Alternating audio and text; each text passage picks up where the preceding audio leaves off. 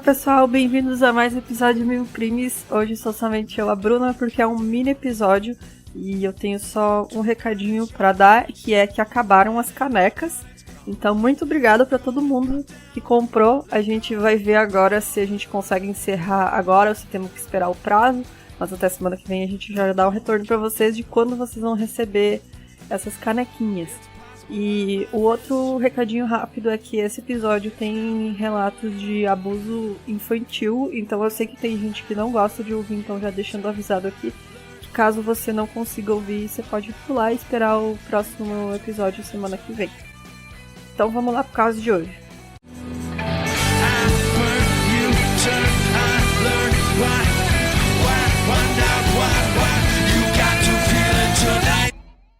O Laerte Patrocínio Orpinelli, ele nasceu em 1952 no município de Araras, no interior de São Paulo. Ele era o 7º filho de uma família de 9 irmãos e foi muito abusado pela mãe quando ele era criança. A mãe dele chegou a amarrar ele no pé da mesa várias vezes, além de espancar ele também. Há rumores de que ela fazia isso porque ele era muito agressivo e era uma maneira dela tentar controlar ele. No início da adolescência, ele começou a beber muito e em pouco tempo se tornou alcoólatra, o que fez com que ele fosse internado em várias clínicas de reabilitação.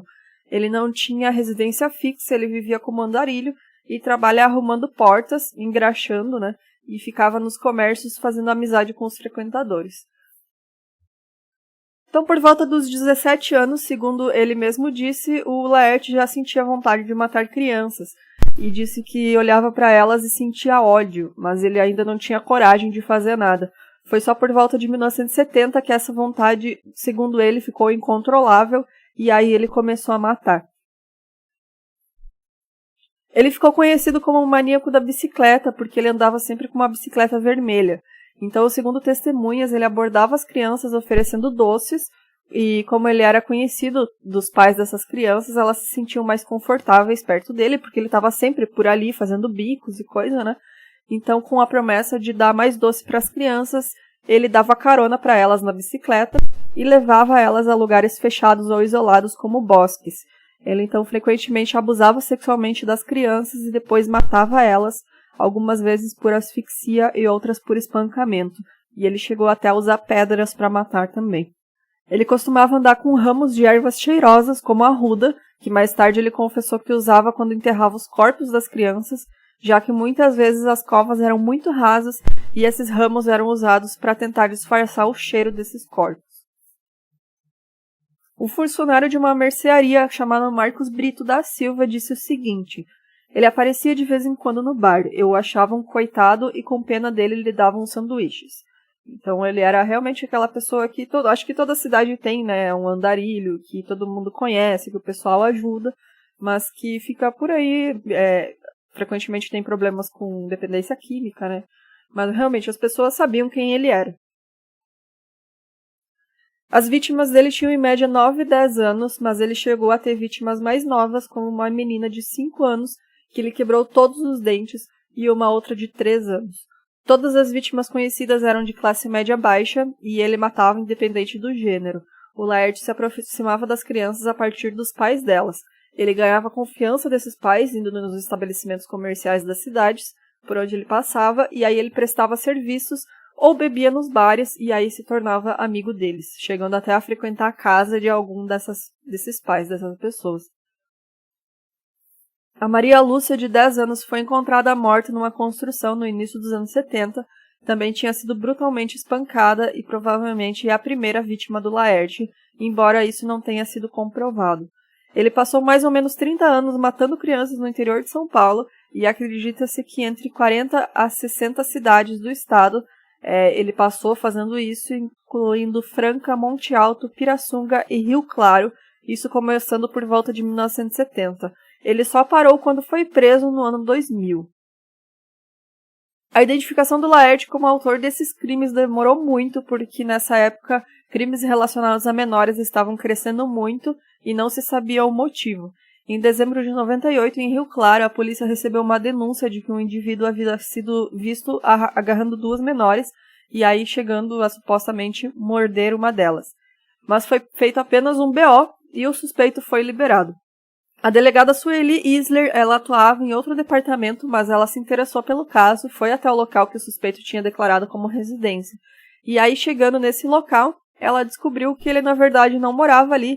Quem morava era uma ex-namorada dele, que dava abrigo para ele sempre que ele vinha para a cidade, mas que naquela noite ele teria voltado para casa e falado que a polícia estava atrás dele, e aí ele juntou as coisas dele e foi embora. Então, junto de outras informações, a delegada observou que no relatório da polícia constava que ele usava um cordão de peão no lugar do cinto para segurar as calças. A Sueli teve que deixar o caso nas mãos de outro delegado, que era responsável pelo caso na época, e só em 99 ela teve a oportunidade de se dedicar totalmente a tentar resolver isso. Ela então começou a relatar as informações obtidas pelos familiares e divulgou o nome e retrato falado para outras delegacias regionais. O suspeito era Laerte Patrocínio Orpinelli e logo os jornais e rádios começaram a divulgar essas informações.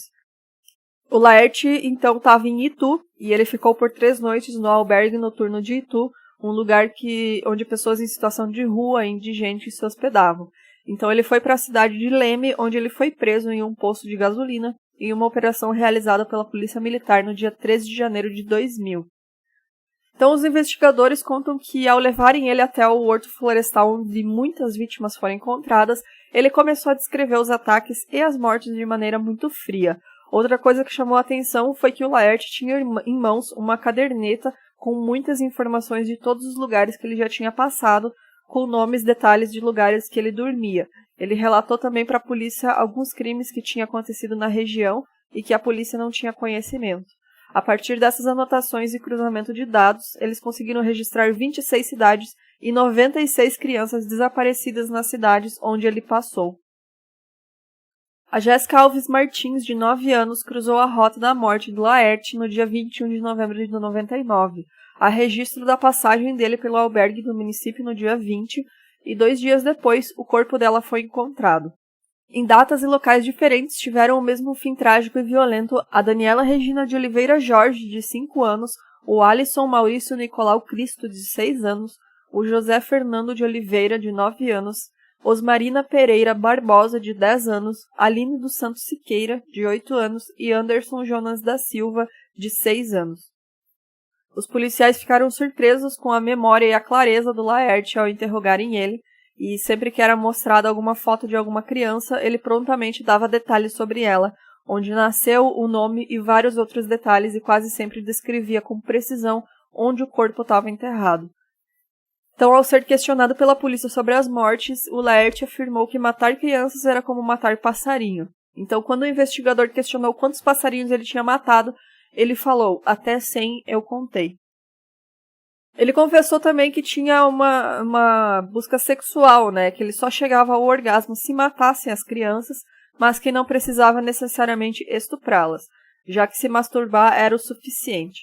Além de maníaco da bicicleta, o Laerte ficou conhecido também como Andarilho da Morte e Maníaco de Rio Claro.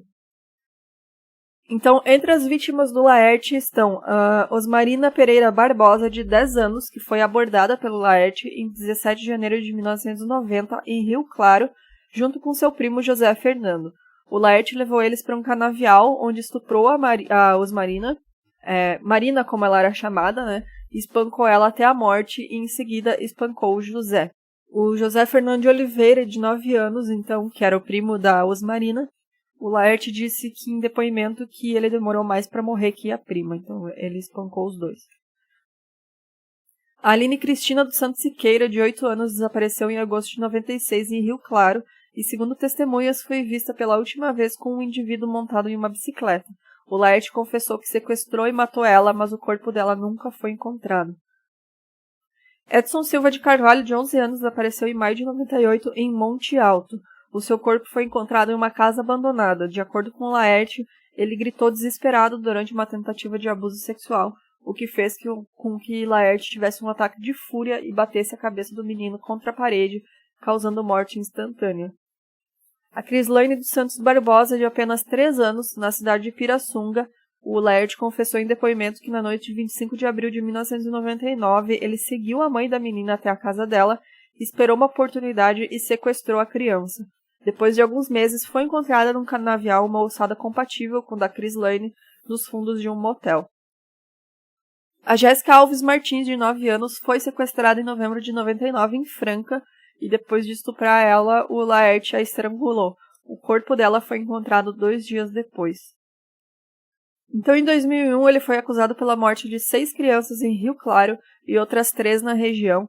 Ele cumpriu pena em Serra Azul, e aí ele foi condenado a 18 anos e 8 meses pela morte de Edson da Silva Carvalho, de 11 anos, em Monte Alto, a 16 anos pela morte de Crislane Barbosa, de 4 anos, em 99, em Pirassunga, e a 27 anos e 4 meses pela morte de Jéssica Alves Martins, de 9 anos, em 1999, em Franca. Em 2008, ele foi condenado a mais 38 anos em regime fechado por atentado ao pudor e homicídio. A defesa falou que o exame de sanidade mental dele não apontou nenhum transtorno, ele só era uma pessoa sem cultura, pobre e que teve problemas de criação. Isso foram palavras do advogado. Ele também contou que após a primeira internação do Laerte aos 15 anos, em uma clínica psiquiátrica em Araras, outras 10 passagens foram registradas até os 41 anos. A informação sempre foi a de que ele era internado por dependência de álcool. O Laerte morreu no dia 13 de janeiro de 2013 na penitenciária de Araras de causas naturais. Ele sofria de diabetes e hipertensão. Então é isso, gente. Chegamos ao fim desse caso, que é muito horrível e que, se não fosse pelaquela delegada e outros investigadores, passaria muito tempo sem ser resolvido, né? Já que eram crianças pobres que morriam e desapareciam, eram sequestradas. Mas se você tiver qualquer dica de caso, pode mandar pra gente no Instagram, no @milincrimes. Temos também o Twitter e a nossa página no Facebook. Se você quiser nos apoiar, entra no site milincrimes.com.br, vai ter o botãozinho de apoio. E lembrando que quem apoia com mais de R$15 mensais consegue ouvir a gente gravando o episódio principal na segunda-feira no Discord. Então é isso, gente. Até a próxima. Tchau.